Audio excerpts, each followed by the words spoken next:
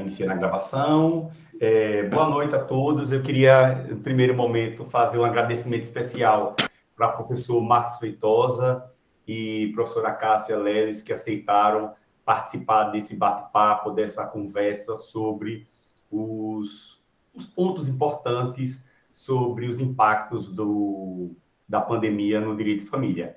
Então, nós separamos aqui 10 tópicos importantes. Nós vamos falar um pouco, cada um vai dar sua opinião sobre esses 10 tópicos. Ao final, nós vamos fazer uma consideração final, e aí eu vou fazer o sorteio dos cursos que eu prometi a vocês, e também eu vou falar um pouco sobre o lançamento de uma mentoria. Então, se quiser fazer também as boas-vindas, fica à vontade, professor Marcos, professora Cássia. Pode falar, Marquinhos. Pois não. Então, boa noite a todos. Eu é que agradeço, professor Diogo, o convite, me sinto honrado sempre que traz à baila temas atuais das questões. É um reaprendizado que nessas lives e nessas rodas de conversa, a gente tem aquela máxima de que quanto mais a gente ensina, mais aprende o que ensinou. Então, como foi muito bem colocado pelo nosso anfitrião, aqui não vai ser uma palestra, mas uma roda de conversa, um bate-papo, justamente para que a gente possa se inteirar e ouvir também opiniões, talvez contrárias ao nosso entendimento, se assim for. Então, muito obrigado pelo convite. Tenho certeza que a gente vai fazer uma grande discussão aqui. A gente vai trazer temas relevantes já pelo roteiro, e já é um roteiro mínimo que já foi pré-estabelecido pelo nosso anfitrião, mas que também, por óbvio, que a gente pode adentrar em outras questões. Muito obrigado pelo convite. Obrigado, professora Cássia, se quiser também fazer esse consideração. Boa noite a todos vocês. Acho que muita gente aqui a gente já se conhece, já tem, né? Ou seja, da advocacia, ou como professor-aluno, ou na vida dos fóruns, né?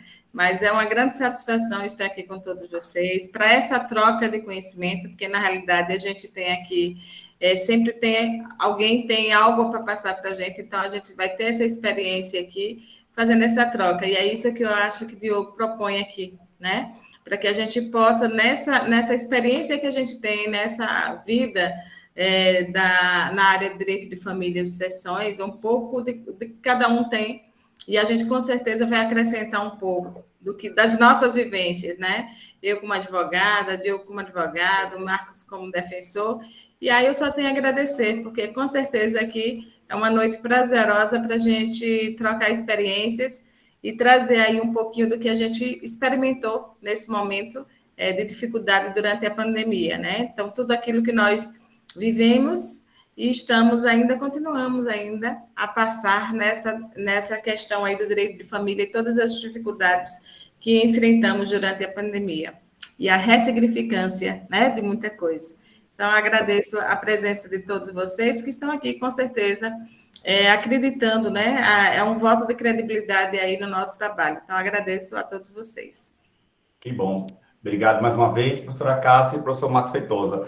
Então, pessoal, antes da gente começar especificamente a falar dos temas específicos, eu quero dizer a vocês que nós tivemos, quem advoga na área do direito de família, quem advoga na área do direito sucessório, nós tivemos um boom, um crescimento nessas duas áreas. Então, existem registros oficiais, por exemplo, do Colégio Nacional de Notariais do Brasil, que no segundo semestre de 2020, o país registrou 43,8 mil divórcios. E esse número foi o maior contabilizado comparado a todos os anos anteriores. Nós tivemos também, em virtude, infelizmente, né, das fatalidades e das mortes envolvendo a pandemia, nós tivemos também um grande número de inventários, além de um crescimento relativo em relação ao testamento. Nós tivemos, então, influência em todo o direito de família e em todo o direito sucessório.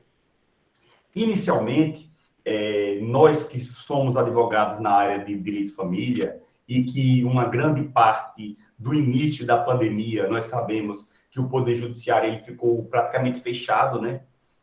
Sem a possibilidade de acesso as partes a um processo, a um andamento do processo. Então, o ano passado teve essa crítica enorme em relação a isso, e muitas das vezes o advogado ele teve que optar por métodos de resolução de conflito.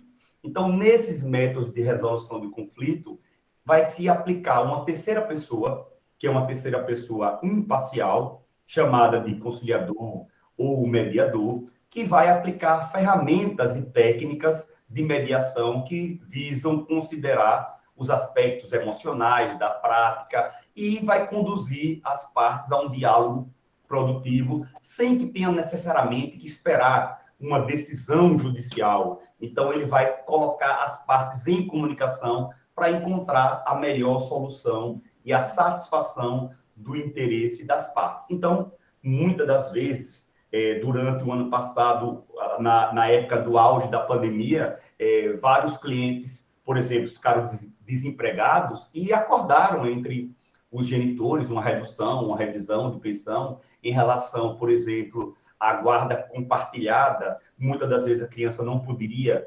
ir à residência do pai. Isso foi acordado entre as partes com um mediador, sem que tenha necessariamente a figura do Poder Judiciário. Nós sabemos a quantidade de processos que existe no Poder Judiciário. Então, a primeira pergunta que eu vou querer saber a opinião, e obviamente que também vocês podem participar, obviamente que eu vou fazer uma pergunta ao professor Marcos Feitosa diretamente, primeiro a ele, mas a professora Cássia também pode dar a sua opinião. Professor Marcos Feitosa, sobre sua ótica, a pandemia fez crescer esses métodos conceituais e consensuais de resolução dos conflitos de família? Qual é a importância que esses métodos têm nessa resolução, na prática, no dia a dia que você vive em relação a isso? Perfeito, professor. Então, como o senhor muito bem colocou no início, de que, efetivamente, vários fatores contribuíram para que houvesse esse aumento, inclusive esses dados de divórcio, vários fatores por conta da pandemia, e um deles, quiçá, até mesmo econômica, e desencadeou justamente a possibilidade ou a procura para que houvesse a prática, a efetivação de vários divórcios e dissolução de união estável, por aí vai, que é no mesmo segmento. Então, eu não diria que houve um crescimento dos métodos de resolução de conflito. Eu penso que, efetivamente, esses métodos começaram a ter uma efetividade maior, porque todos esses métodos nós já tínhamos, da arbitragem, mediação, conciliação, e não tem como a gente falar de métodos de resolução de conflito de família sem lembrarmos também do nosso professor, João Alberto, que com muita propriedade tem vários trabalhos nesse sentido e atua diretamente nisso. Então, veja, e é claro que a resolução de conflito, mediação, conciliação, que muito embora tecnicamente a gente sabe que há distinções do que seria uma mediação e uma conciliação, mas que na prática elas muito se confundem porque a distinção na prática é muito tênue. Então, houve sim um crescimento da aplicabilidade desses métodos de resolução de conflito, principalmente até mesmo não somente extrajudiciário, mas quando começamos a retornar às audiências, eu digo isso pela experiência lá do nosso fórum, que eu atuo na 25ª Vara, então as audiências que retornaram de forma por videoconferência, as primeiras foram de conciliação e mediação.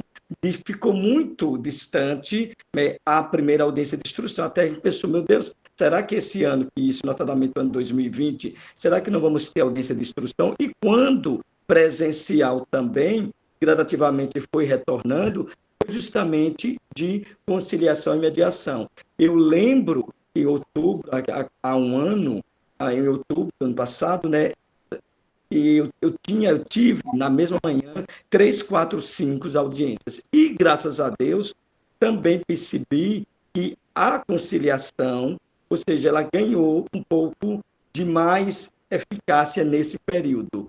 Não sei ao certo se também por um pouco pela vulnerabilidade das perdas de entes queridos, a sensibilidade que as pessoas também tiveram que lidar com isso, ou também um pouco pela impaciência de estar naquela relação conturbada que seria mais um desgaste. Então, quanto menos problema nesse momento, melhor. E aí tem a corrida para uma solução. Bem, penso assim, professora Cássia gostaria de emitir Fica à sua vontade, opinião. professora. Não, eu gostaria de concordar com o Marcos, tendo em vista que eu acho que a forma de se colocar, inclusive, essas audiências é até uma forma de otimizar, né? Porque, na realidade, a audiência de instrução, a dificuldade que é levar a testemunha, a dificuldade que é, durante esse momento de pandemia, né? Um processo de instrução é muito mais dificultoso. Então, você tem na conciliação, inclusive, sabendo que as audiências elas estão muito mais demoradas para serem marcadas, para serem designadas, as perícias, nós temos problemas para a realização das avaliações, né, psicossociais, então, tudo isso com muito morosidade, em razão da dificuldade mesmo do distanciamento, e tudo isso leva a gente a ter a certeza, bom, o processo vai levar muito tempo. Então, o ideal é que a gente solucione agora o mais breve possível, porque, na realidade, são processos que vão se arrastar por mais tempo. Né? E a gente sabe que no direito de família, esse tempo ele é bastante nocivo, né? Ele é bastante prejudicial para as relações e as necessidades de solução, eles são urgentes. Tudo é urgente no direito de família. Né? Então, essa necessidade dessa urgência. Então, nós tivemos várias dificuldades na área do direito de família, porque a citação é ruim, o oficial de justiça cumpriu os mandados, também tivemos dificuldades, né? Ações que versam sobre questões de Estado, né? Então, nós precisamos da citação pessoal. Então, assim, são dificuldades imensas, e aí a gente pensa nisso tudo. O que é que a gente pode fazer para dar uma solução mais rápida, mais urgente, mais eficiente? Então, eu entendo que esses meios, eles já estavam disponíveis, é verdade. Mas, às vezes, a busca por uma solução mais rápida, eu acredito que é, sim, um instrumento, né, de pensar, e talvez, como o Marco já disse também, a sensibilidade das pessoas nesse momento de pandemia, né? Então, despertou também. Ao mesmo tempo, como disse já o professor Diogo, nós tivemos um aumento acentuado de divórcios nesse período da pandemia, né? Então, também o isolamento social, estar com aquelas pessoas por tanto tempo, que na realidade as relações pessoais, as pessoas saíam, iam trabalhar, se viam menos, né? Não tinham não tinha ansiedade, não tinha tudo, o problema que era levado para dentro de casa, e todo mundo dentro de casa, isso gera também conflitos familiares também, né? Acirra essa situação e faz com que, claro, seja o estopim, alguma coisa que já estava, simplesmente foi amadurecido, né? Amadureceram os problemas, e isso acabou por desencadear aí vários processos de divórcio. Ótimas colocações. Eu também queria dar um depoimento para os presentes, que eu já fiz audiência marcada como audiência de conciliação no Tribunal de Justiça, na seara de alimentos, foi inclusive uma audiência de alimentos, e que são pessoas distintas. Estou falando isso, as pessoas que não são da área especificamente de família, são pessoas distintas, a pessoa do conciliador e a pessoa do mediador. Então, muitas das vezes, a gente vai para uma audiência que tem 2 funcionários do Poder Judiciário na audiência. E nessa audiência, especificamente, eu me lembro que a audiência estava marcada para 8 horas e a gente ficou até meio-dia. E a mediadora tentando, por todos os métodos que elas são especializadas por cursos, né? Em relação a isso, e acabou que, ao final, próximo já, 11h30 da manhã, conseguimos chegar a um acordo em relação a isso. Então, não é apenas o conciliador, né? Que é aquela pessoa que vai chegar na audiência, tem possibilidade de acordo? Tem, não, e acaba a audiência. A figura do mediador, ela é muito mais, usa muito mais técnica, né? De mediação para realmente fazer com que as partes cheguem a um acordo. Então, ela vai ouvir quais são os motivos, nesse caso dos alimentos, por exemplo, quais são os motivos, por que você chegou a esse valor do pedido de alimentos? Aí a mãe explicava o valor. O pai, por que você não quer pagar? Então, ele utilizava muito mais técnica para chegar a um acordo, mesmo que um tempo razoavelmente demorado, né? A gente chegou ao final com essa técnica. Então, eu acho que cada vez mais a gente tem, que utilizar essas técnicas para não esperar uma decisão do Poder Judiciário, que muitas das vezes demora muito, e isso é prejudicial às próprias partes envolvidas. Né? Principalmente, né, Diogo, me permita, Claro. que na área de direito de família, uma coisa que a gente sabe é que esses processos, eles dão crias, né? Sim. Eles nunca... Um processo de divórcio, você faz o processo de divórcio, mas aí depois vem uma ação de modificação do valor dos alimentos, uma modificação de guarda. Então, são processos que, se não forem bem resolvidos, se não forem bem resolvidos, né? E aí, com certeza, esse cliente vai ser cliente por muitos outros processos. É verdade. A gente precisa também ter essa consciência, né, Marcos? Exatamente. Sem contar, só para complementar um pouco mais acerca desse assunto, a conciliação, além de tudo, tem essa questão. Eu sempre lembro, numa sala de audiência, que, olha, terminou a audiência, eu volto para a minha sala da defensoria, o advogado volta para o escritório, ou agora de forma virtual, cada um já está em sua casa mesmo, mas o elo entre vocês vai existir por todo o tempo, principalmente quando a questão envolve filhos, né? Então, eu sempre digo, e aqui eu não costumo dizer que aqui teve vencedor, tem vencedor, perdedor, ou seja, aqui tem uma família, né, que está, lamentavelmente, se digladiando numa sala de audiência. Então, eu sempre lembro de que terminou a audiência, cada um volta, mas esse elo entre vocês vai existir e persistir. Daí a razão e a importância de se tentar o máximo que possível lograr êxito na conciliação ou mediação. Exatamente. A gente falou no início da quantidade de divórcios, mas eu queria saber da professora Cássia, e em relação aos casamentos, o número de casamentos aumentou, diminuiu? Como foram feitos esses casamentos na época da pandemia, na época da tecnologia? Como está sendo isso, como foi feito isso na prática, e como está sendo feito ainda, né? Tendo em vista que a gente está ainda na pandemia, né? É isso. Bom, é uma boa, excelente pergunta, Diogo, porque, assim, quando deu início à pandemia, em fevereiro de 2020, né, eu acho que ninguém acreditava que a gente ter um longo período dessa forma, né, que essa pandemia ia se prolongar por tanto tempo. Então, claro que no início, o que se pensava é que as medidas que seriam adotadas naquele momento, elas eram momentâneas, iria passar logo, e que a gente, né, na realidade, era tudo muito breve. Então, ninguém pensaria, claro, com certeza, que ia perdurar por tanto tempo. E é claro que o direito de família foi afetado de uma forma, porque as relações pessoais, porque a gente está falando na determinação de isolamento social, né, de não estar juntos. E muita coisa aqui no direito de família precisa essa reunião de pessoas, né? E uma delas é o casamento, né? Que precisa, por quê? Porque o casamento, ele tem que cumprir, ele é um ato solene, né, público, com as exigências, todas as formalidades para que ele possa produzir efeitos, tendo todas aquelas formalidades previstas no Código Civil. Então, é necessário que se cumpra todas aquelas formalidades, né, número de testemunhas, tudo isso. Então, nós tínhamos, então, uma dificuldade. E aí, é claro, instantaneamente, houve a suspensão imediata, em razão, né, do isolamento, mas de imediato as pessoas também querem a realização daquilo que já tinha planejado, eram planos, eram sonhos, né?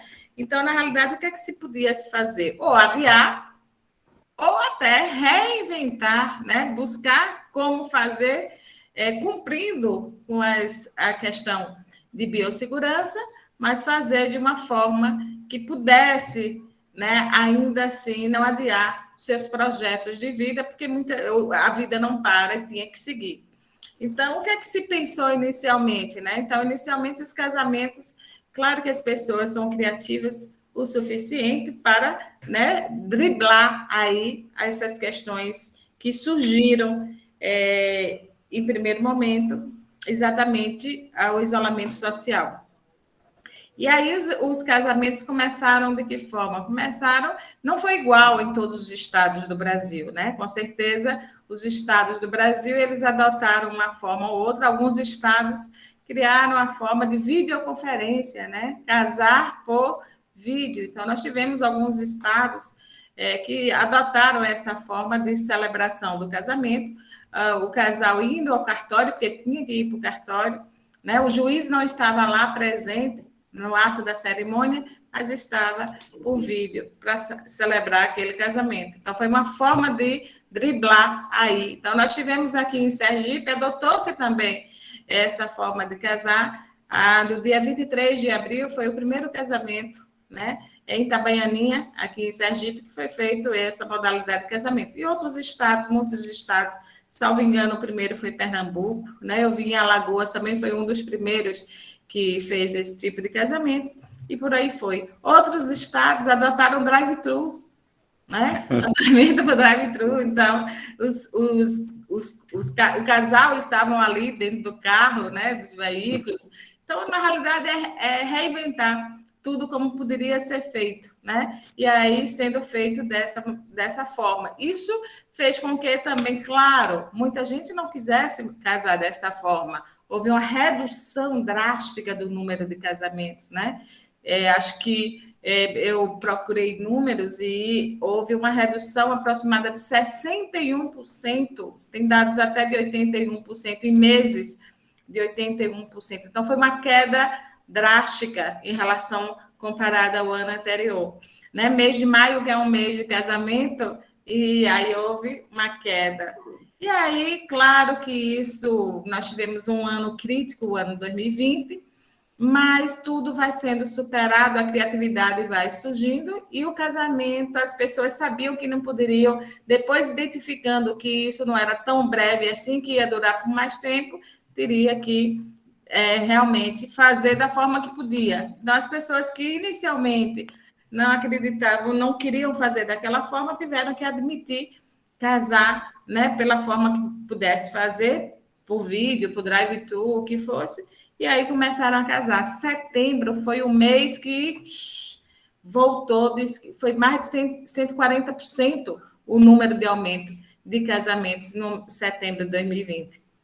Então, e aí foi, né? Então, nós tivemos uma retomada do número de casamentos, porque as pessoas sabiam que tinham que continuar com suas vidas, né? E não dava para adiar seus planos. É claro que nós tivemos aqueles que planejavam cerimônias mais bonitas, isso a gente está falando mais daquelas cerimônias mais simples, mas as cerimônias com festas, né, com convidados e tudo, as pessoas também começaram a criar, porque as empresas também de casamento também tiveram a criatividade de adotar casamentos em que também os convidados estavam nos carros e tal, então e por aí foi.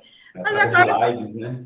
Os lives, agora com lives, né? Então, vivo, utilizando YouTube, né? Usando Instagram, né? Então, Facebook. Então, esses foram os casamentos. Eu mesmo assisti um casamento nesse modelo, né? Então, é bastante interessante.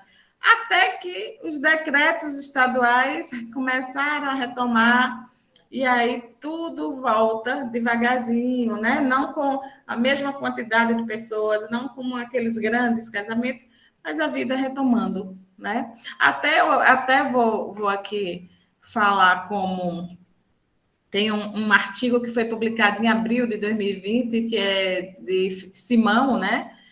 Zé Fernando Simão, um grande bedermano nosso, e ele diz assim, nós, antes da pandemia, nós tínhamos a realidade, né? A nossa realidade, que a gente chama de realidade A. Depois, com a pandemia, a gente passou a ter a realidade B, né? Ou seja, nós tivemos que reinventar, mudar, nos adequarmos a tudo, porque não era mais possível fazer tudo aquilo como fazíamos antes. E é claro que depois que passar tudo isso, nós vamos para uma outra realidade, que é a realidade C. Sim. Por quê? Porque nem tudo vai voltar a ser como era antes a realidade A. Não vai ser mais. Muita coisa que a gente adotou agora na realidade B vai ser possível, né? Mais tarde, que vai ser a realidade C. Com certeza, muita coisa que foi implementada agora vai seguir. Prova disso, Cássia, é o próprio juízo 100% digital, né? Exatamente. Que já está aqui em vigor, aqui em Aracaju. Na prática, você pode já protocolar, já protocolei petições Optar, iniciais, né? colocando a opção que o juízo seja 100% digital, e se a outra parte concordar, o processo, independentemente de audiência presencial, não, ele continua sendo virtual. Então, Isso. eu acho que mesmo após a pandemia, eu acho que vai continuar essa possibilidade também de ter o juízo 100% digital. Sim, Sim. sim. Quer fazer uma consideração, professor Marcos Feitosa? Não, não, a Cássia já colocou muito bem. Casamento mexe muito com a realização de sonhos, né? Exatamente. Porque, né, houve aí um retardamento, imaginando, como ela já bem colocou, de que tudo passaria logo, mas é inevitável que a vida tem que seguir, né? Ok. Outro questionamento que eu acho também interessante para a gente abrir um debate aqui é a respeito da união estável virtual. Nós sabemos, aqueles que advogam, aqueles que gostam do direito de família, a gente sabe que a união estável ela teve uma evolução e hoje em dia nós não temos mais alguns requisitos que nós tínhamos antes para configurar a união estável. Então, hoje em dia, independentemente do tempo que você tenha, você pode configurar uma união estável. Independentemente da coabitação, de viver sobre o mesmo teto, você pode viver em união estável. Independentemente de ter uma prole eventual, ter filhos, você pode viver e como convivente. Independentemente de você ter uma dependência econômica, você pode também estar configurado a união estável. E aí a pergunta é, será que é possível a gente pensar em um relacionamento virtual que tenham presentes os requisitos ensejadores da união estável? Então, a minha opinião pessoal é que é possível ter essa relação interpessoal pela internet, que possibilita, obviamente, o reconhecimento da união estável, desde que essa união estável tenha os requisitos configuradores da união, que é continuidade, publicidade, que seja público e notório, que aquelas pessoas vivam como se casado fosse. Então, eu gostaria de saber a opinião do professor Marcos Feitosa, tendo em vista que existem vários doutrinadores conhecidos da gente, como o professor Anson Scheinberg, que defende a possibilidade da união estável virtual. Eu gostaria de saber a sua opinião, professor Marcos, primeiro, e depois da professora Cássia, sobre essa união. Então, professor, como o senhor bem colocou já, de fato, alguns requisitos, aqui só relembrando, os requisitos ensejadores da união estável, alguns realmente hoje já não têm a relevância que tinha antes, ou até nem mais subsiste, mas ainda existe outros requisitos, como foi muito bem colocado, a publicidade, notoriedade e o objetivo de constituição de família. Esses requisitos ainda continuam válidos, ou seja, ainda é necessário que sejam obedecidos. É um assunto um tanto quanto delicado. A gente sabe que o direito de família, eu entendo que o direito de família é um dos ramos do direito civil mais vanguardista. Entretanto, a gente também fica um pouco preocupado com a efetividade de muitos temas que são muito vanguardistas, mas como a gente vai vivenciar na prática. Teoricamente, eu entendo também que seja possível essa união, o reconhecimento dessa união estável virtual. Até porque, eu lembro, quando você toca nesse assunto, nesse tema, me faz recordar a questão da infidelidade, que a infidelidade é um dever, a fidelidade, melhor dizendo, é um dever do casamento. Logo, a infidelidade você estaria descumprindo com o dever do casamento. E é possível caracterizar infidelidade com um relacionamento virtual? Entendo que sim. Então, quantas vezes a mulher se sente ferida quando chega no quarto e vê que seu marido está com um celular, está com chamada de vídeo, se relacionando com uma pessoa que está pela tela em outro plano, né? Em outro estádio e talvez até em outro país. Não, mas ele não teve o contato carnal. Mas isso geraria uma infidelidade, traição, tal. Não estou falando aqui de adultério, que até já nem mais comporta a discussão. questão, mas o que eu quero falar é da questão da infidelidade. Então, se é possível já ouvir decisões nesse sentido, reconhecendo a infidelidade virtual, digo com a mesma razão, por que não uma união estável virtual ser reconhecida? Entretanto, como eu digo, na prática, me parece ser um tanto quanto complicado você vivenciar uma união estável virtual, ou seja, com todos os requisitos que ainda são necessários para que ela mesma subsista. Mas, teoricamente, em tese, entendo ser possível, sim. A união estável é já uma ação tecnicamente difícil de ser comprovada porque ela depende de testemunha. Então, muitas das vezes, a parte autora leva duas testemunhas, três, afirmando ao juiz que ali existe união estável e o réu leva duas, três, que ali não existe. Então, eu acho que o difícil da união estável virtual é justamente a prova que se vai fazer, né? A prova que se vai fazer dessa união em juízo. Eu acho Isso, que é por o ponto exemplo, mais difícil. numa live dessa aqui mesmo, eu posso estar me declarando aqui, eu poderia estar aqui com uma companheira virtual e vocês todos já seriam, já Exatamente. havia uma prova, né, um indício de prova. Então, é virtual, não somente a nossa convivência, mas as redes sociais eu poderia, festa, a gente já vê que hoje já existem jantares, né, de forma virtual, você brinda de lá e eu brindo de cá, né? Aniversários. Abre o nosso champanhe, a gente vai assistir ao mesmo filme, vai dialogando, enfim, realmente, esse é o dificultador. Eu, eu acho que é muito também do como você apresenta aquela pessoa à sociedade pelo meio virtual. Então, por exemplo, eu acho que seria o meio de prova, por exemplo, o seu relacionamento que você colocaria no Facebook, como você apresenta numa reunião virtual aquela pessoa que convive com você. Se você apresenta ela como namorada, se você apresenta ela como esposa. Então, o juiz tem que analisar o caso concreto e também averiguar as provas, as testemunhas, principalmente, né? Para se configurar ou não. Mas tenho para mim que é possível, mas difícil a prova, né? Possível, mas difícil é até conviver com isso, porque imaginar, né, um relacionamento sem o toque direto, sem o abraço direto, sem o beijo, de fato, me parece que assim, entendo perfeitamente a pessoa de reconhecimento, mas não creio que uma união dessa formada, né, com esse alicerce tenha uma durabilidade muito grande. Não sei, é apenas minha opinião. Professora Cássia, Eu, o que você acha? eu, eu acho o seguinte: em primeiro lugar, a gente tem que lembrar que união estável é um ato fato jurídico, né? Aconteceu, pronto, nós estamos ali diante de um fato. E a dinâmica social,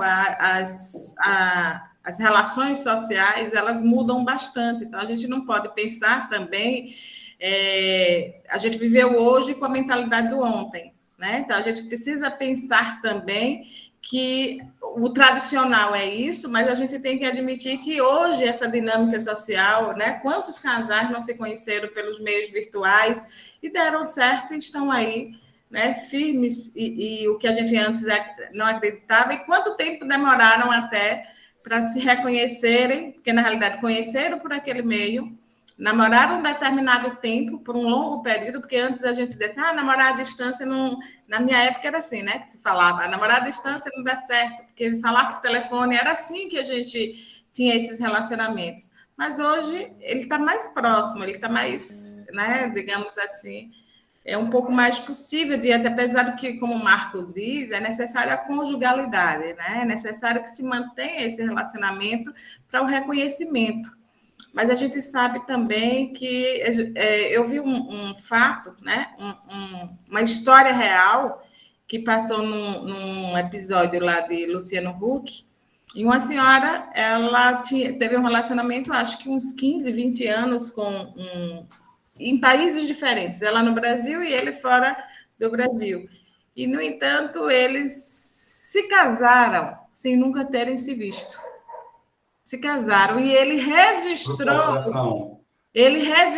o filho dela, ou seja, adotou, então ele tinha um filho com ela sem nunca ter tido um ato sexual com ela. E ele mantinha a família, ele é quem pagava todo mês as despesas de casa mantendo dinheiro.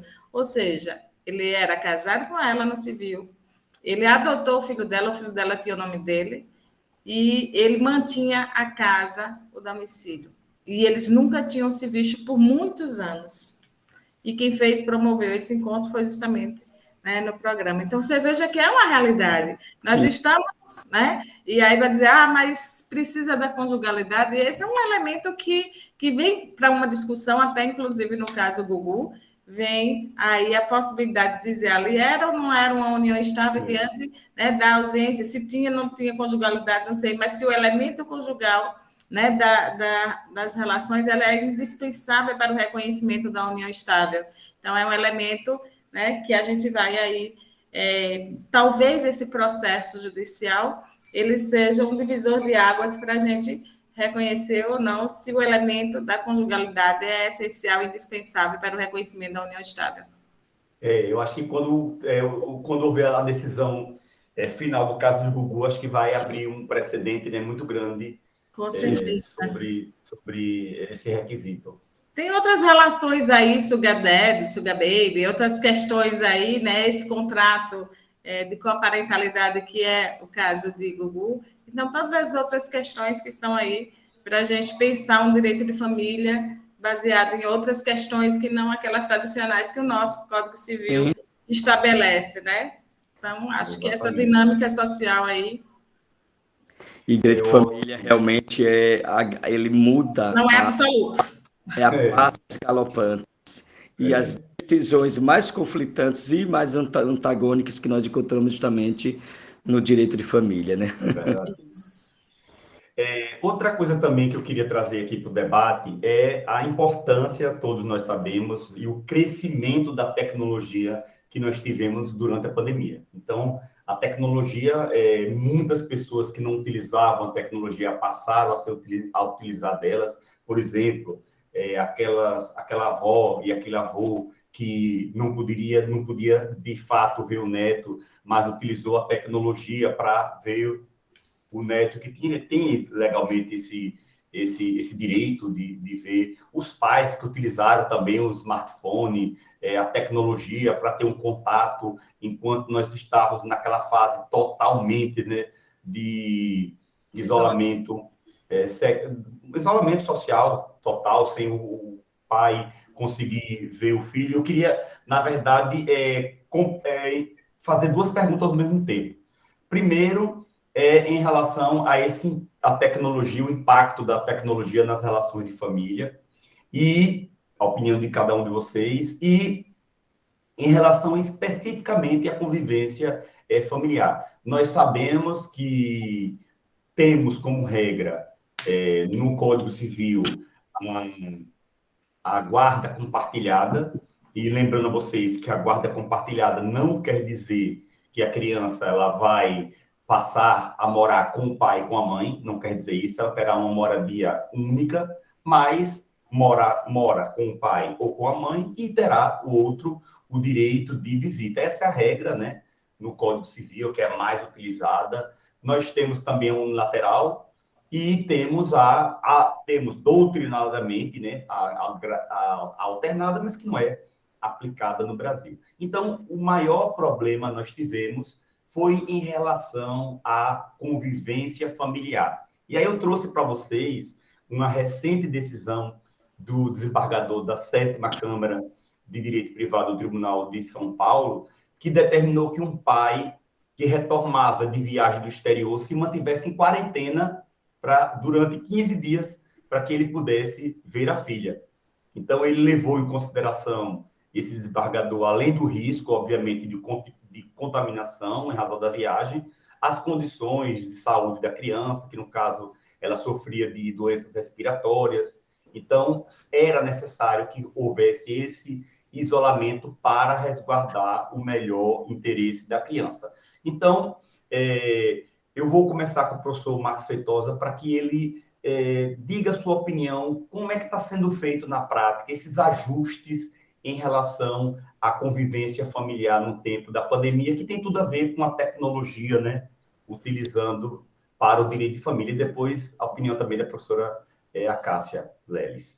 Sim, professor Diogo, veja só, de fato, é cristalina a mudança da tecnologia nesse tempo de pandemia no direito de família. Até mesmo pelas audiências, né? Agora, se não fosse por essa tecnologia, nós estaríamos ainda bem presos, né? Então, graças a Deus que pudemos utilizar essas audiências por videoconferência para que o processo avançasse e também todas essas ferramentas, essas plataformas disponíveis, esses ajustes, eles vieram sim como fatores de contribuição, de melhoria nessa relação. Agora, o que me incomoda um pouco, talvez, na prática, é que, lamentavelmente, também, e aí uma crítica, o outro lado ruim da pandemia, que a gente espera entussia que por conta da pandemia, as pessoas, a família fosse melhorar, a família se tornasse mais sensível, tornasse mais humana e as questões familiares fossem menos desgastantes, o que, até certo ponto, no meu sentir, até agravou, justamente por esses subterfúgios, como às vezes. Então, o pai não pode pernoitar mais, não pode por conta do contágio com a criança para não transmitir, então a guarda, que era compartilhada no sentido da decisão de estar mais próximo, não de divisão de lares, mas aí agora essas restrições suspendem as visitas e, no entanto, suspendia para que a criança não pudesse ficar perto do pai, mas a criança ficava, muitas vezes a mãe estava trabalhando também, fica com o avô, fica com a avó, e não se cuidava. Então, ou seja, é conveniente, muitas das vezes, sentimos na prática que esses argumentos, não somente no campo da guarda, como também em revisão de pensão alimentícia, na aplicação de querer reduzir, porque agora o desemprego, quando a gente sabe que muita gente realmente ficou desempregado, mas também houve uma classe de trabalhadores que até passou a ter um ganho real até maior na pandemia. Então, ou seja, a pandemia só, eu não enxergo, não interpreto como único motivo já ensejador e absoluto para uma redução de percentual alimentar. Então, mas aí, ficando mais atento à pergunta com relação a esses ajustes, então, houve sim um grande avanço, e aí teve que realmente se reinventar, se readaptar, e a tecnologia, nesse sentido, ela veio em uma boa hora. Ok, professor. Professora Cássia, o que você acha dessa tecnologia em relação específica da convivência familiar? Bom, eu acho o seguinte, veja, eu vejo por dois ângulos, né? Em primeiro lugar, com o isolamento social, em especial lá no início de 2020, assim que foi deflagrada, nós tivemos um grande problema, que foram as crianças também deixarem de ir para a escola e necessitarem também desses instrumentos tecnológicos, né? Para estudar e tudo. Então, nós tivemos um problema da tecnologia, da limitação, da restrição desses equipamentos, porque toda a família tinha que ter não sei quantos instrumentos, né, de tecnologia. Então, acho que ali foi um problema também, né? E ter que socializar isso, todo mundo estudando, trabalhando no mesmo tempo, na mesma hora.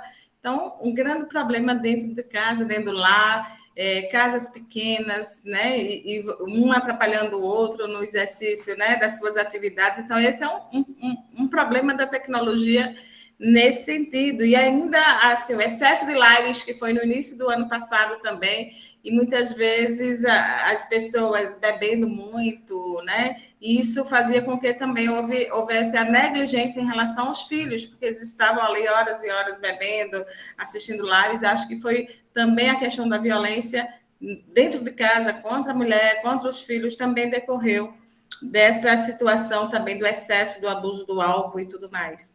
Então, esse é um problema em relação à tecnologia. O outro na realidade, é a parte boa, né? É o momento...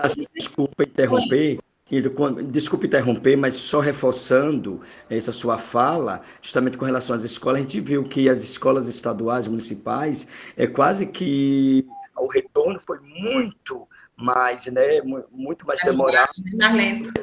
Até por conta, muito mais até por conta justamente da ausência de tecnologia. Exatamente. De ferramentas, de munição, de preparo, né? Porque foi tudo novo. Desculpa, só para Sem complementar. internet, sem computador, né? As Sem crianças não computador, têm. e as famílias carentes, pobres, foram que sofreram mais, né, com isso, né? Então, o impacto foi maior também em razão disso.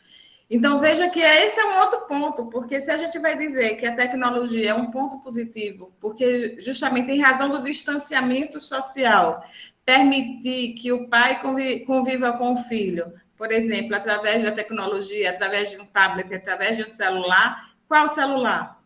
Qual tablet? Né? Que nem tem. Né? Exatamente. E se o pai ou a mãe está precisando, está trabalhando, como ele vai usar? E uma criança pequena, como é que ela vai se comunicar com o pai? Que relação é essa que vai existir? Né? Então, a criança ainda de tenra idade, como é que ela vai se relacionar com o pai? Ela não vai manter relação. O máximo que o pai pode ter é ver a criança, mas a criança em si não há essa interação entre pai e filho. Então, esse é um grande problema. Né? Então, nós tínhamos essa dificuldade. Então, ele não resolveu o problema, ou seja, você minimiza o problema de poder ver pequenos momentos. É uma relação que, como diz, mais uma vez eu volto para Simão, que ele dizia assim, são decisões que você, assim, não são as melhores decisões, são as decisões necessárias e possíveis naquele instante, então, que você tem que tomar. Ao mesmo tempo, ela, de qualquer maneira, minimizou esse problema, né? Permitir que você mantenha as relações. Nós tivemos, eu não posso ir para o aniversário, não pode ter essa relação. Mas nós tivemos aí comemorações também à distância, os avós que viram os netos, né, que mantiveram esse relacionamento, ou pessoas que estavam internadas puderam manter esse contato, esse mínimo de convivência. Então, acho que a tecnologia ela teve a parte ruim, né? Mas ela teve a parte que, se não fosse ela, teria sido muito pior. Então, ruim com ela, pior sem ela. Né? Na realidade, ela é um mal necessário e indispensável que, ainda assim, a gente precisou dela. E como eu já disse, né?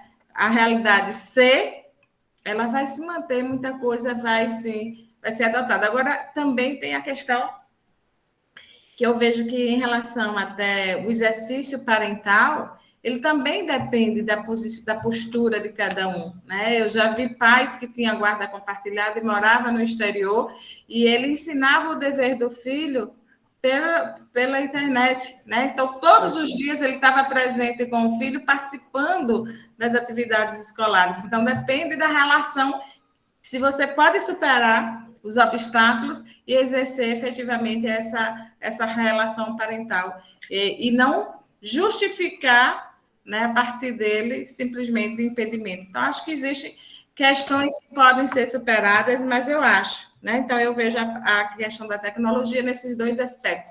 O negativo, né, tudo isso que ocorreu, e também a questão positiva, que é um elemento, um elo que se estabeleceu e foi necessário, porque se não fosse a tecnologia, a situação seria muito pior.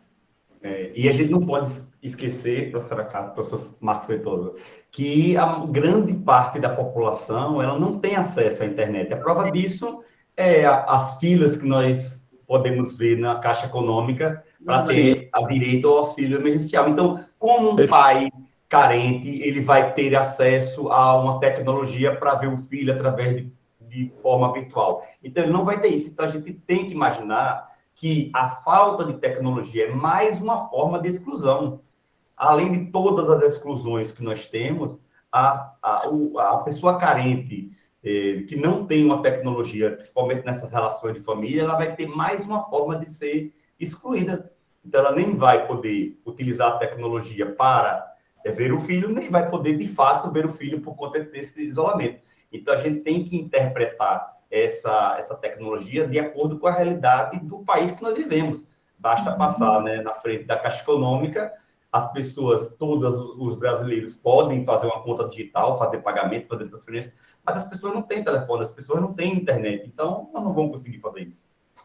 Exatamente. E aí, a par disso, professor Diogo, eu lembrei de inclusive esse processo foi de juizado, até está na turma recursal, que eu achei assim, um absurdo, que vai ser, inclusive, submetido, de um requerido que não conseguiu acessar, como ele não procurou de forma antecipada um advogado, nem um defensor público, e ele não acessou no dia da audiência, e foi decretado, mas mesmo assim, porque ele imaginava, para que absurdo, ele imaginava que a audiência era presencial, chegou aí ao fórum, o fórum estava fechado, esse não é de forma virtual, mas aí o aparelho dele, ele não conseguiu baixar, e ali aquela agonia. Pegou, inclusive, declaração da recepção dali dos servidores, e não obstante a isso, o juiz decretou a revelia. Então, ou seja, a falta de sensibilidade, até de forma até espantosa, porque nas varas de família mesmo, o juiz não extingue de logo, intima-se para justificar o porquê, né, na audiência de conciliação e tinha muito e por aí vai. Exatamente. Agora, um outro problema, só para eu relatar aqui, né? Os problemas que a gente viveu aí. Eu fiz uma audiência de instrução com 5 testemunhas, né? A parte, a autora, a ré, 5 testemunhas. Foi a manhã inteira de audiência. Quando eu fui fazer, terminou a audiência, o juiz marcou para a gente fazer alegações finais por via de memoriais. E quando eu fui fazer o meu, fiquei perplexa. Não tinha vídeo de audiência. Não tinha o vídeo, não foi gravado? Não foi gravado. Mas a manhã toda. A manhã inteira, ouvindo todo mundo, e aí eu pedi ao juiz que juntasse, né? Pedi para juntar para eu fazer os memoriais. Cadê? Não tinha memoriais? Ou perdeu, ou não salvou, ou o que foi, remarcou a audiência, vai fazer tudo de novo. Mas nesse caso tem que ter, né? Gravado. Se não tiver, não tem a prova. Né? Nem para ele julgar, inclusive, né? O juiz. Já pensou?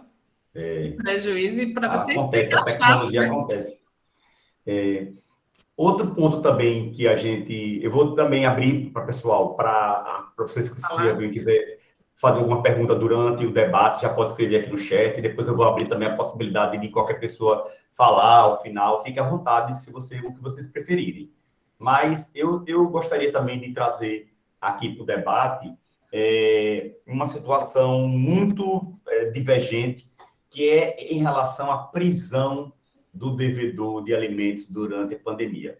Então, a gente sabe que o Conselho Nacional de Justiça, nós já tivemos, inclusive, decisões do STJ a respeito disso, que deve o devedor de pensão alimentícia ter uma prisão domiciliar. Mas eu tenho para mim que colocar para o devedor de pensão alimentícia uma prisão domiciliar, não nessa época que nós estamos vivendo agora, né? Mas na época em que foi criada essa decisão do isolamento social, ele estaria igual a qualquer pessoa dentro da sua casa, e isso poderia favorecer ou aumentar o número de devedores de alimento. Eu acredito que o juiz, obviamente, tem que cumprir as determinações do Conselho Nacional de Justiça, do STJ, mas ele poderia trazer e aplicar outras penas, que não seja apenas a prisão com a reclusão, como, por exemplo, proibir a utilização de cartão de crédito, suspender a carteira de motorista, suspender o passaporte. Então, acho que deve ter para o devedor de alimentos não só uma prisão domiciliar, mas uma pena que faça com que ele não cometa novamente esse ilícito. Então, eu gostaria de saber, primeiro, a opinião da professora Cássia Barbosa a respeito, a Cássia Leles, sobre a prisão do devedor de alimentos. Realmente, Diogo, essa é uma questão muito delicada e que a gente discutiu bastante no ano 2020, né? Acho que foram centenas de lives que a gente assistia para debater esse assunto, porque eram diversas as opiniões. Não havia um consenso, porque, na realidade, nós tínhamos uma preocupação, né? Uma preocupação tanto com o devedor, para ele não ser preso, e o risco à sua saúde, né, em razão da prisão, e do outro lado a necessidade do credor de alimentos, que também não dá para esperar, A barriga não vai esperar passar a pandemia para poder ser sustentada. Então, nós tínhamos aí, e sempre observando o que já foi dito aqui, né, por vocês antes, a prioridade da criança e do adolescente em razão da necessidade aí dos alimentos a ser recebidos.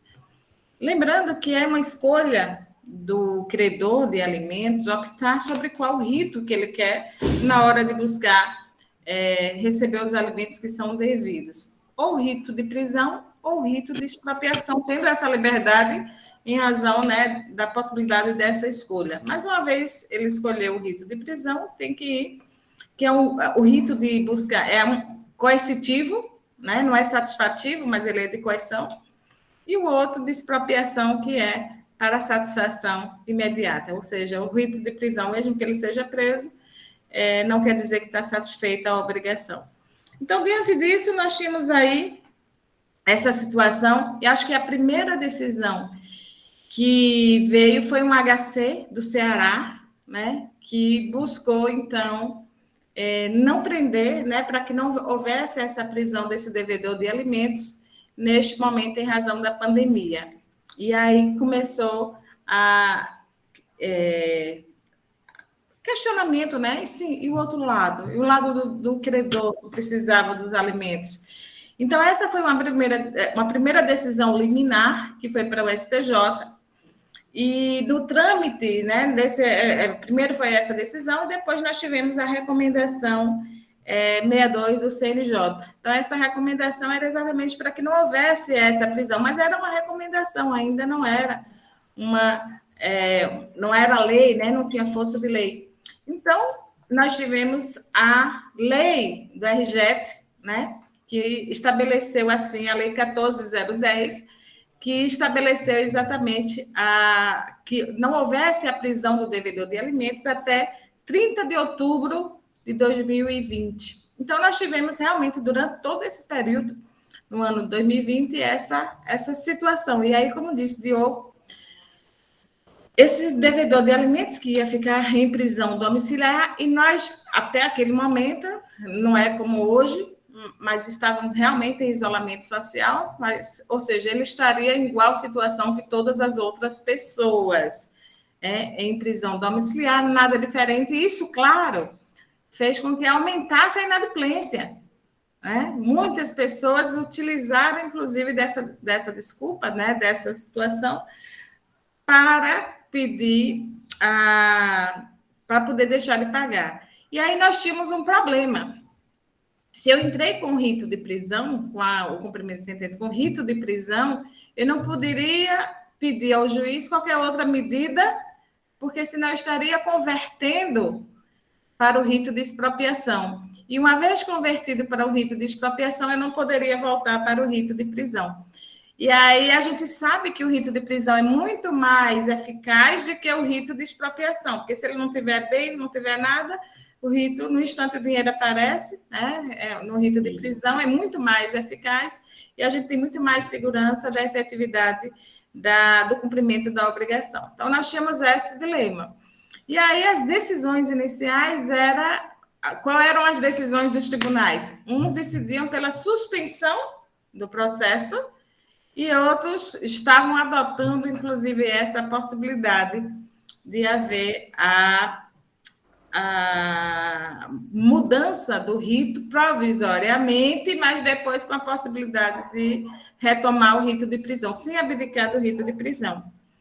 E aí nós tínhamos esse problema. Ao meu ver, já nessa época, né, poderia ser adotada a prisão domiciliar com o uso de tornozeleira. Mas o uso de tornozeleira, a gente sabe que aqui a gente não tem suficiente. Então, o uso de tornozeleira, em verdade, também não estava sendo utilizado em razão da limitação, da restrição que o Estado tinha para fornecer tornozeleira para todos eles. Então, isso não estava, de fato, acontecendo, né? Não estava. O que estava acontecendo é não prender, ninguém foi preso nesse período. Mas, ao meu ver, poderia, sim, haver a prisão se uma vez colocado em prisão domiciliar, essa pessoa não era a mesma situação da prisão domiciliar que todos os outros brasileiros. Por quê?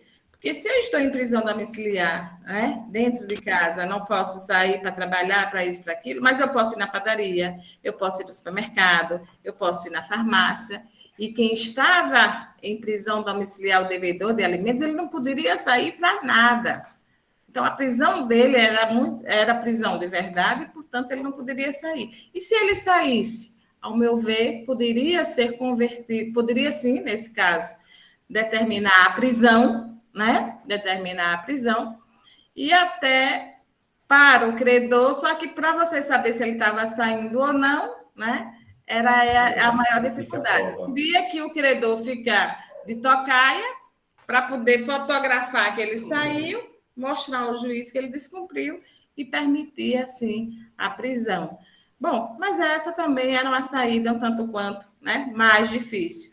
Mas, graças a Deus, o STJ teve uma excelente decisão, agora no ano 2021, estabelecendo que é possível, né, e deve ser instituído, a mudança provisória do rito para rito de expropriação, e no momento em que for possível, que retomar, né, a possibilidade de prisão, aí, neste caso, retoma. Então, ou seja, provisoriamente, graças a Deus, isso é possível, porque nesse momento, como não estão sendo presos, a gente vai para penhora, cisbajude, né, expropriação de bens, renajuda e tudo mais, e aí, no momento adequado, que entender possível, aí a gente retoma o rito de prisão, que é muito mais eficaz. Mas a gente, pelo menos, alguma coisa já vai retirando. Se não, agora não conseguir nada, acho que... Então, acho que essa foi uma excelente decisão, necessária, importante, porque quem estava ali clamando, né, principalmente quem atua para a área do credor, então a gente estava realmente necessitando dessa decisão e acho que veio em boa hora. Ok, boas colocações, professora Acácia. Não sei por que eu chamei Cássia Barbosa. Tinha algum nome Barbosa por aí. Não sei, entendeu? Já pensou. Professor Marcos, quer fazer uma consideração?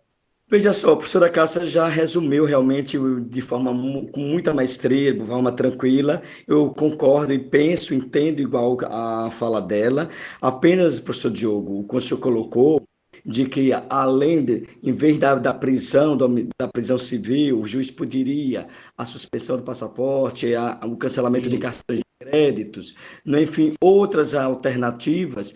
Então, eu penso dessa possibilidade, mas de forma cumulativa com a prisão.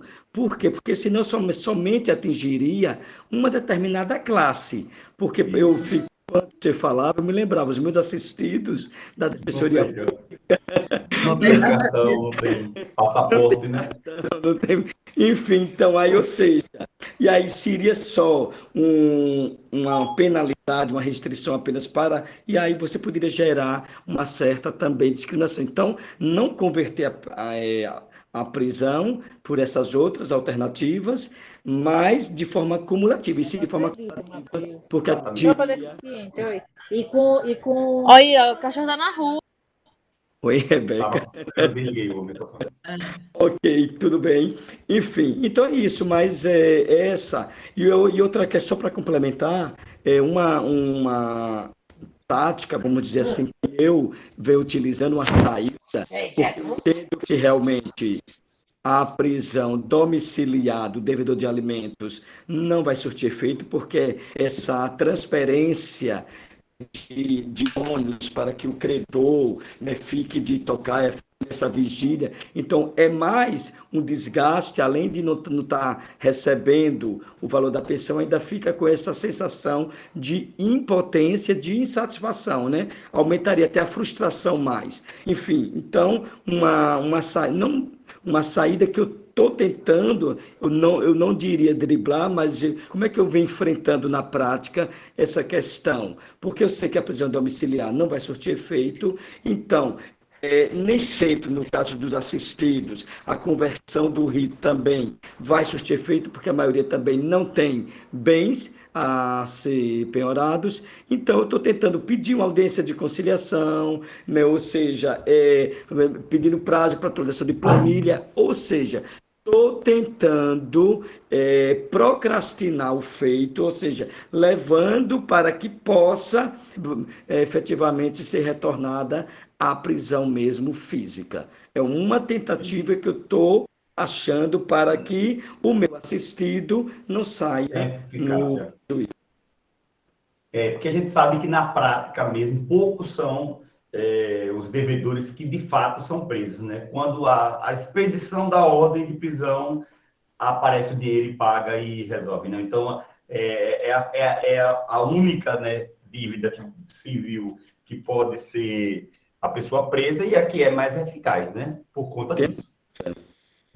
Vamos, então, já estamos chegando já para as últimas perguntas, mas eu tenho também uma outra colocação que tem tudo a ver com a pandemia, com a tecnologia, que a gente sabe que houve primeiro, que o Brasil, nós não temos cultura de fazer testamento, né? O brasileiro, ele não tem cultura de fazer testamento. Os advogados não acompanham muitos casos no cartório para se fazer testamento. Mas agora, na pandemia, cresceu o número de testamento. Inclusive, o Conselho Nacional de Justiça regulamentou a possibilidade da realização de ato notorial à distância, ou seja, através de videoconferência. O tabelião ele pode ouvir o depoimento à vontade do testador e fazer o testamento. Mas esse é um testamento de forma virtual, mas público, um testamento público. Eu queria ir mais além. E no caso do testamento particular, ou seja, seria possível a pessoa, sem a figura do tabelião, do oficial de registro, fazer um vídeo e trazer nesse vídeo a sua vontade para deixar os seus bens para após a morte? A minha opinião é que é possível, sim, se fazer tanto o público, que não há dúvida nem divergência, porque o Conselho Nacional de Justiça já regulamentou, mas no caso da forma virtual do público, mas entendo também que é possível fazer o do particular. Então, eu queria saber qual é a opinião do professor Marcos Veitosa a respeito desse testamento virtual. No primeiro momento público e também a opinião dele no particular. Sim, com relação ao público, como já foi bem colocado e relembrado, o Conselho Nacional de Justiça, o provimento 100, salvo engano, de 2020, ele trouxe, sim, ele regulamentou essa possibilidade dos atos notariais, não de forma bem clara que estaria incluso o testamento, mas a gente consegue, sim, por uma interpretação extensiva e até teleológica, entender que também estaria aí acobertado o testamento público virtual. Mas por que eu digo que não foi de forma expressa? Porque a gente sabe que o testamento é um ato eminentemente solene. Então, se não obedecidos os requisitos legais, ele é passível de nulidade. Então, não há previsão na lei com relação ao testamento virtual.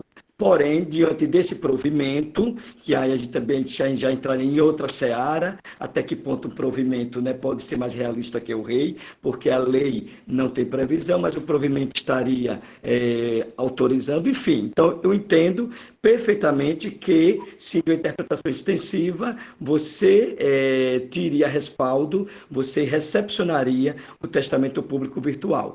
Com relação ao particular, comungo também de sua opinião, professor, de que, de igual sorte, seria possível. É claro que, obedecendo os requisitos formais previstos no Código Civil com relação à exigência da realização de um testamento particular. Porque eu fico me questionando, imagina o seguinte, o testamento particular, com todos os requisitos, você vai em sua casa, seu escritório, na presença de 3 testemunhas, tal, enfim, e tem ali a leitura, um documento, onde vai ser lido, tal, em voz alta, enfim, e tem até os requisitos para quem teria legitimidade para fazer. Então, entendo ser possível por vídeo. Então, se um papel onde ali na frente de testemunhas e possivelmente a ser confirmado em juízo, ainda tem todo. Porque o problema do testamento particular, a minha inquietação é na hora de entrar com a ação de cumprimento, que apesar da comodidade da realização do mesmo, mas quando você vai cumprir, você pode ter problemas, como por exemplo, a ausência de testemunhas, elas não mais sobreviverem. Então, se houver pelo menos sobreviver, pelo menos uma testemunha, fica ainda a critério do juiz se vai confirmar aquele testamento ou não. Então, o problema do testamento particular está no seu cumprimento. Mas, de igual forma, se for virtual, então, se eu dou credibilidade em algo que foi escrito, que dirá eu aqui num vídeo, onde talvez até a minha capacidade já estaria sendo muito mais avaliada, porque eu falei, tem testemunhas aqui na mesma sala, ou em salas virtuais de forma diferente, como agora aqui mesmo, eu poderia estar lavrando um testamento particular, sendo vocês as minhas testemunhas. E aí, evidentemente, que depois submeteria ao crivo do Estado juiz para validar ou não esse testamento. Mas entende agora, começou complementando e finalizando essa fala. Agora, o que é que eu sugeria? Qual seria a minha sugestão? Qual é a minha preocupação? Se for fazer nessa modalidade virtual, até porque ainda há controvérsias de sua receptividade ou não, mas que eu deixasse um atestado de sanidade mental. Não é requisito essencial, deixa aqui bem claro, para qualquer testamento, seja ele público, seja que você possa já também deixar, você se valer de um atestado. Mas penso que esse excesso é mais cuidado, essa precaução não seria desarrazoada. É isso. E a professora Cássia quer fazer um comentário? Não, brevemente, eu acho que Marquinhos também já disse tudo, né? Eu também quando eu sou procurada, né, para acompanhar, para dar assessoria, para fazer um testamento, eu tenho todas essas cautelas, né? Principalmente quanto mais idosa a pessoa, maior eu fico com essa preocupação para não ser discutida depois a capacidade. Filmar, até tudo isso que não é necessário, mas acho que essa preocupação... Um atestado médico. Na realidade, o atestado médico eu peço para que dê... ao tempo que foi celebrado o testamento, para que possa, né, nesse momento aí, contemporâneo, aí, ao mesmo tempo, poder declarar a capacidade da pessoa e que isso não seja de margem a uma discussão sobre isso. Então, acho que tudo isso... Ainda tivemos a possibilidade também do excepcional, né, que também foi também uma forma de se fazer. Então, é claro que a gente, querendo que a vontade do testador seja cumprida, a gente busca a forma mais segura, né, de se fazer. Então, todos esses outros testamentos, eles são válidos, possíveis, sem que exista hierarquia, mas quanto mais a gente puder registrar a vontade do testador para que ele realmente seja cumprida, e eu acho que a jurisprudência tem mostrado aí a flexibilização de outras formas também, né, para poder fazer exatamente valer a vontade do testador, né? Identificando que ela realmente está presente, pode até flexibilizar algumas dessas formalidades, né? Então, tem se mostrado aí essa possibilidade dessa flexibilização. Mas eu acho que quanto mais seguro, melhor. Sem dúvida, o testamento público é o mais seguro, né? O que a gente mais indica às partes, aos clientes, sem dúvida. Outro questionamento que também nós tivemos muito durante a pandemia é em relação ao pagamento dos alimentos. A gente sabe que, independentemente do pai estar trabalhando ou não, ele não pode se eximir do pagamento de alimentos. Isso não é causa de extinção da obrigação, mas é possível que o pai, estando desempregado, ele possa revisar esses alimentos. Professora Cássia, o que pode ser feito por um pai que ele deseje, no caso desse, revisar os alimentos durante a pandemia? Olha, eu vi Diogo, muitas alegações, né? O simples fato de dizer assim numa petição, você busca uma ação, um cumprimento de sentença, e ele deixou de pagar, e aí alega simplesmente a razão da pandemia é fato público e notório. Isso não é público e notório, né? Para a revisão dos alimentos e nem para deixar de pagar. Que, em verdade, nós temos realmente afetou a economia para muitas famílias, para muitos pais, em razão da questão econômica que abateu, né? Mas não afetou todo mundo.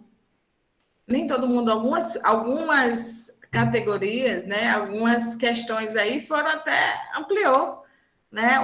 Ampliou a possibilidade econômica, ou quem recebe salário fixo não houve redução.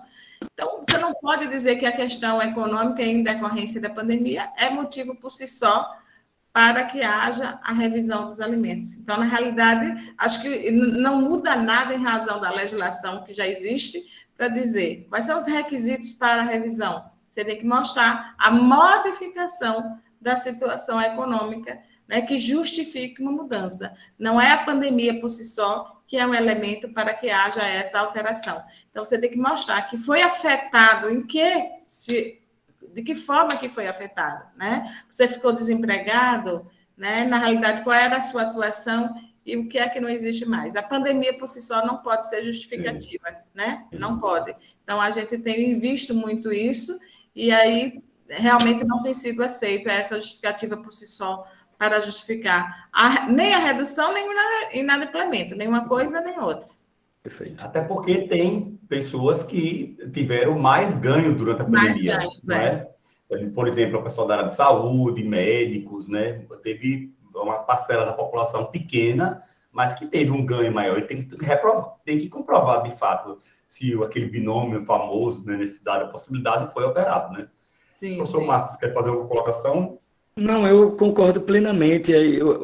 A questão da revisão já tem previsão no Código Civil. É o fato superveniente, se aquela circunstância foi modificada. Possa ser que a pandemia para aquele determinado devedor ou alimentante, não devedor, ainda nesse momento, mas para aquele alimentante pode ser que a pandemia tenha causado um fato superveniente, ou seja, ele perdeu o emprego por conta da pandemia, mas ele também poderia ter perdido o emprego por uma outra situação que não a pandemia. Então, a modificação da capacidade foi alterada, o fato novo é que vai ser apreciado, né? Ou a necessidade que foi ampliada, então aquele binômio e trinômio que a gente já está acostumado a lidar, né? Necessidade, possibilidade e proporcionalidade. Então, o fato novo, é o caso concreto que vai justamente identificar se é motivo para aumentar ou reduzir ou, quiçá, exonerar. Mas não a pandemia por si só, como já foi bem colocado. Ok. Também um questionamento para a professora Cássia e o professor Marcos Feitosa. A gente sabe também que houve um crescimento durante a pandemia do planejamento sucessório. E muitas vezes as pessoas pensam que o planejamento sucessório, por si só, é transformar o patrimônio particular em uma empresa para evitar conflitos futuros familiares. É efetivamente que uma das searas do planejamento sucessório é essa, transformar o patrimônio particular em uma empresa, e isso, de fato, evita os conflitos futuros após a morte, e também durante a vida há um ganho, porque é uma diminuição do pagamento dos impostos. Mas, além desse planejamento sucessório, dessa transformação, que é um contrato social, através do ajuste comercial, nós temos outras possibilidades também, como o contrato de compra e venda, a doação de pais para filho, o próprio testamento pode ser feito como forma de planejamento sucessório. Então, eu queria saber a opinião de professor Marcos e professora Cássia sobre esse planejamento sucessório agora, durante a pandemia. Então, nunca se pensou, nunca foi tão relevante discutir esse tema, né? Muito embora seja algo muito delicado e ainda gera algum tabu, né, para a sociedade falar em morte. Imagine você chegar para um ente querido, um pai, uma mãe, e aí, vamos planejar, né, fazer planejamento sucessório, porque e cada vez aí com a pandemia, né?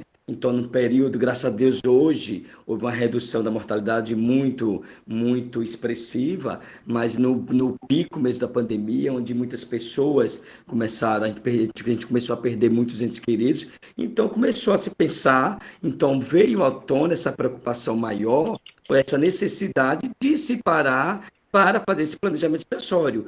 E justamente, como bem colocou, que no Estado não só, até porque muitas pessoas não têm nem esse grande patrimônio, não têm empresas, né, que justificaria essa mudança, né, do patrimônio pessoal para o empresarial, não, mas e para aqueles que não têm essa atividade econômica. Então, ainda assim justificaria o planejamento sucessório com toda certeza. E planejamento sucessório vai exatamente isso, evitar os conflitos futuros. E penso que um dos veículos, um dos canais mais eficazes é justamente o testamento e a doação. Que a doação é um ato inter vivos, né? E aí você pode inclusive fazer doação com reserva de usufruto de algum patrimônio, e é claro que se tiver herdeiros necessários, a doação tem aquela questão de não extrapolar a legítima dos herdeiros necessários, como também o testamento. Penso que é algo salutar e importante hoje você planejar, né, pós-vida, ou seja, né, com a morte, qual a destinação do seu patrimônio. Reduziria, com toda certeza, vários conflitos nos processos de inventário, que nós sabemos que o processo de inventário tem prazo para iniciar, mas não tem prazo para encerrar. É isso. Verdade. Professora Cássia. Eu endosso aí as palavras de Marcos, né? E aí também, justamente que a busca pelo planejamento é evitar conflitos ou apresentar já quais são as possíveis soluções para esses conflitos. Mas eu vejo também que quando fala assim, vai falar em testamento, já está pensando, né? Algo, você já vê com receio, as pessoas lhe olham com um olhar, né, estranho, porque na realidade eu acredito e defendo que é muito importante a gente ter essa forma preventiva, né, de buscar evitar conflitos futuros. E essa ideia que a gente precisa ter também, de que buscar um advogado também de forma preventiva e não somente para remediar, né? Então, por exemplo, as pessoas só buscam um advogado na hora de divorciar, mas antes de casar é a melhor coisa, porque você já vai estabelecer, inclusive, o regime de bens, que é uma forma de planejamento sucessório também. Porque lá, desde o início, o planejamento sucessório, o regime de bens, ele vai impactar lá se vai ter direito ou não à herança, né? Se o cônjuge ou o companheiro vai ter direito à herança. Então, veja que você está fazendo planejamento sucessório lá antes mesmo do casamento. Só que você sabe que falar em regime de bens, falar na escolha de bens, muitas vezes as pessoas não fazem pacto antinupcial, porque já é algo estranho, é delicado você falar com o seu noivo, falar sobre a questão de regime de bens. Então, nós não temos essa cultura, e eu acredito que a gente precisa construir essa cultura.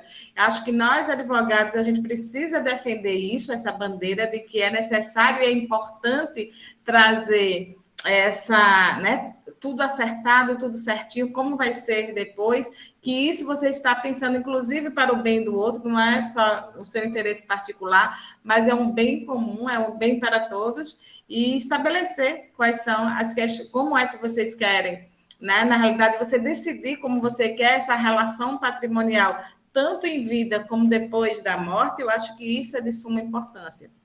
Então, a gente defender isso, colocar isso de forma clara, objetiva, e que isso não fique como como um tabu para as pessoas não falarem sobre isso. Então, a gente tem que ir quebrando isso, mostrando que isso é importante, né? Inclusive, desde o momento lá da escolha, fazer o fideicomisso, fazer doação, né? Estabelecer o testamento, inclusive, dizendo qual bem cada filho, mesmo que seja direcionando aí a legítima como é que vai ser, eu acho que tudo isso pode ser feito de forma a que você possa, no exercício da sua autonomia, né? Na sua autonomia privada, estabelecer, inclusive, como quer essa sucessão patrimonial. Acho justo, legítimo e acho que a gente tem que trabalhar na advocacia também defendendo isso. Ok, professora Cássia. Para a gente terminar, eu vou fazer uma pergunta para a professora Cássia. Todos nós sabemos e condenamos, né, a violência doméstica, mas nós sabemos que houve um crescimento enorme durante a pandemia em relação à violência doméstica. Então, eu queria que a professora Cássia explicasse para as pessoas quais são as consequências dessa violência doméstica, tanto na seara penal quanto na seara civil do direito de família. Olha, eu acho que essa foi uma noite magnânima, porque a gente tratou de vários assuntos, de diversos, né, direito de família aqui, e a gente precisaria ter muito mais coisa, direito de família é muito rico. E essa questão da violência no direito, aí durante a pandemia, que aumentou bastante, na realidade a violência contra a mulher, ela já é pandêmica, né? Ela já existe essa pandemia da violência muito antes da pandemia que nós estamos vivendo hoje, do Covid, mas a gente precisa ver que essa violência doméstica, eu posso dizer a vocês que na maioria dos processos de divórcio tem violência. Na maioria dos divórcios, não sei, não exatamente a violência física, né? Física, mas na maioria existe violência patrimonial. Sim. Né? A violência patrimonial ela está presente ali, né? Quantos maridos, né, mulheres, nós temos aí a maioria a violência, o homem pratica a violência e a violência patrimonial, que coloca patrimônio em nome de terceiro, que tem suas empresas e coloca a renda que ele recebe, a renda que apresenta o prolabore somente, e não a renda, são diversas as formas de violência, a gente precisaria aqui ter uma noite inteira só para falar sobre isso, né? Mas a violência psicológica, a violência patrimonial, né? A violência diversas, né? A difamação e diversas as formas de violência. Então, é preciso a gente reconhecer. O problema que eu acho que maior que a gente tem em relação à violência é que muitas vezes essa mulher vai sofrer a violência institucional também, né? Na realidade, eu acho que não existe um tratamento ideal nos processos de família, nos processos de divórcio a ser dado à mulher vítima de violência doméstica, infelizmente. Né? Então, muitas vezes é um problema que não se quer se enxergar, que se deixa de lado, né? Quer trabalhar mais a questão patrimonial, resolver a questão dos filhos, resolver de forma mais objetiva aquilo, quando aquilo é muito mais profundo, muito mais complexo. E aí eu acho que dar soluções ou não tratar a mulher vítima de violência na condição de vítima é revitimizá-la. Então, acho que esse é o maior problema. Então, eu acho que a gente precisa avançar muito ainda na questão da violência doméstica, na violência contra a mulher, reconhecer que existem reflexos para os filhos. Eu acho que a gente precisa realmente dar um tratamento ideal, específico.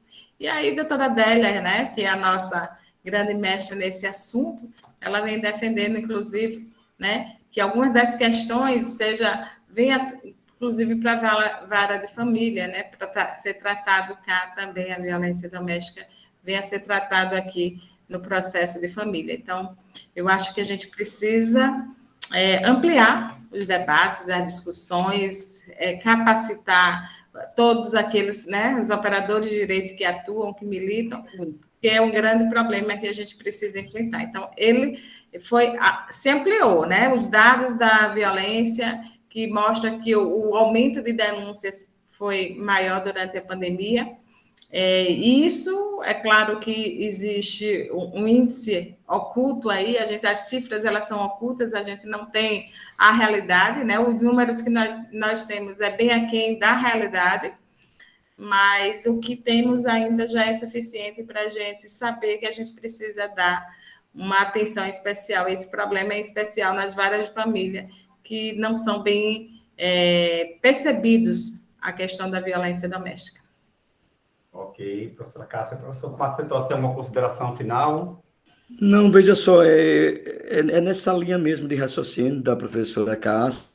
de que a gente tem, se por um lado, a gente já disse isso aqui hoje, se por um lado a pandemia fez com que algumas pessoas ficassem mais sensíveis, mas de forma invertida, também a agressividade aumentou e muito. E a utilização dos filhos também, né, como moeda de troca, essa utilização cresceu de forma assim assustadora, enquanto a Cássia falava, eu recordava, eu estou com um caso, inclusive se arrastando desde 2019, justamente que a guarda, já com vários agravos, com vários recursos, vários incidentes processuais nesse processo, justamente porque a guarda foi concedida de forma unilateral, mas respeitando, e o pai, ele insiste que seja compartilhada, mas há uma animosidade muito clara, muito presente entre os genitores, uma animosidade forte, e mesmo com o direito de convivência sendo concedido e respeitado, é impressionante a discussão, mas até por um dia, né, a mais que se passa era para devolver no domingo, às vezes também a incompreensão. Então, a gente sabe que, de fato, professora Cássio, concordo que a violência doméstica, a mulher, até psicologicamente, mas também, cada caso é um caso. A gente também percebe que, muitas vezes, também, o pai, ele também tem sido, entendeu? Ou seja, penalizado em alguns segmentos de algumas ações nesse sentido da falta de compreensão. Eu até recordo, no meu caso, mas o professor Diogo já me ligou várias vezes, já me ligou para tirar algumas dúvidas de casos deles e de depoimentos assim, de meu Deus do céu, que implicância, né? Enfim, né? E aí a gente não vai, se alonga, como foi bem colocado. Esse é um tema, aliás, todos os temas que foram aqui desenvolvidos, que nós aqui passeamos e tentamos enfrentar, eles por si só, cada um deles seria motivo para uma discussão de toda a noite, né? Então, mas a gente tentou filtrar aqui, né, de uma forma mais resumida, mais objetiva. Mas é isso.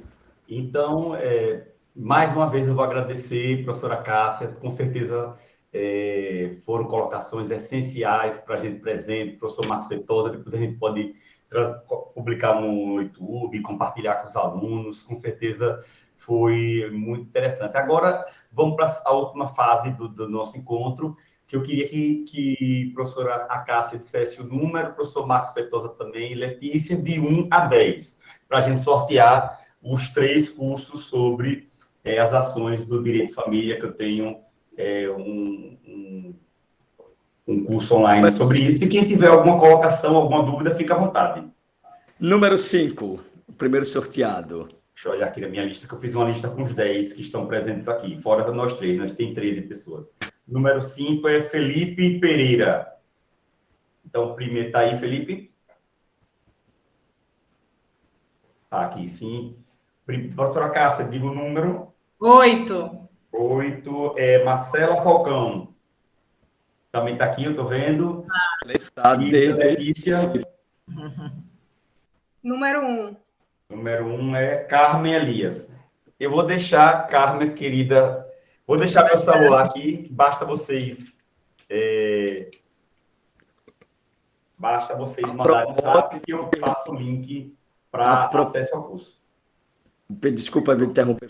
A propósito, quero registrar aqui meu abraço, né, a Carmen Elias, uma desbravadora e riquíssima, né, ou seja, um ícone, né, também do nosso direito de família, que não está atuando mais na base de família, mas já atuou, e eu aprendi muita coisa com a doutora Carmen Elias, eu devo muito fazer esse registro aqui. É um prazer tê-la conosco. Então, e a última surpresa que eu separei para vocês é um lançamento da minha mentoria sobre família e sucessões, que eu vou, especialmente para aqueles que estão presentes, eu vou passar um vídeo de 2 minutos explicando como será essa mentoria e passar também o site explicando todas as fases dessa mentoria, que é uma imersão durante o mês de novembro. E aqueles que estão presentes também vão ter um desconto especial. Basta colocar no cupom do site o nome lançamento, que vocês vão ter 10% de desconto. Então, eu vou pedir licença a vocês só para compartilhar um vídeo que a gente fez de lançamento, que eu vou divulgar a partir da manhã nas redes sociais, mas eu gostaria já de contar essa novidade para vocês. Eu vou compartilhar, então, o vídeo aqui. Só queria que vocês me dissessem se estão vendo e ouvindo. Sim, estamos. Olá, pessoal. Eu acabei de lançar uma mentoria prática sobre direito de família e sucessões. Essa mentoria, ela serve para você, serve para orientar, pegar na mão daquele advogado que quer se especializar no direito de família e nas sucessões, para que ele tenha um sucesso nessas duas áreas importantes do direito. A carga horária desse curso é de 20 horas e terá um certificado emitido pelo próprio site de inscrição. E aí nós iremos fazer uma imersão durante o mês de novembro com 4 encontros durante os sábados, sendo os 3 primeiros encontros online e ao vivo, e o último encontro de encerramento ele será presencial. Todos esses encontros eles serão ao vivo e também serão gravados para aqueles advogados que não podem ou não querem assistir no dia marcado, poderão posteriormente assistir essas aulas da mentoria. E o principal dessa mentoria são os encontros individuais e exclusivos com todos os advogados inscritos. Então, semanalmente, cada advogado terá um encontro para tirar todas as suas dúvidas, trazer os seus casos práticos para que eu possa orientar e mostrar qual o melhor caminho a ser traçado. E, por fim, nós teremos 3 bônus. O primeiro deles é o material didático de todo o curso, além de um kit de petições, todas elas feitas por mim. O segundo bônus, para todos aqueles que estejam inscritos, é o acesso vitalício aos meus cursos sobre as ações do direito de família, que são cursos online que já estão gravados e que o advogado poderá a qualquer momento acessar. E o terceiro bônus é um grupo a participar de um grupo do WhatsApp durante toda a mentoria para tirar todas as suas dúvidas, trazer os casos práticos, debater todos os tópicos e todos os casos concretos da mentoria. Essa mentoria está incrível, pessoal. Leiam o conteúdo programático de cada um dos dias e eu tenho certeza que você alcançará o seu sucesso profissional. Então, espero vocês na mentoria.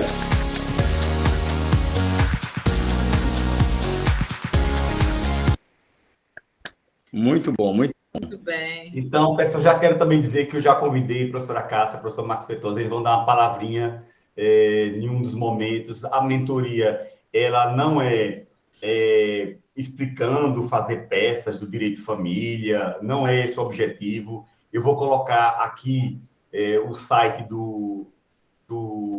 da mentoria para vocês olharem e, se porventura tiver alguma dúvida, e o cupom, que é o cupom de lançamento por desconto que eu falei, é só escrever a palavra lançamento. Sem um cedilha, é lancamento. Ok, pessoal?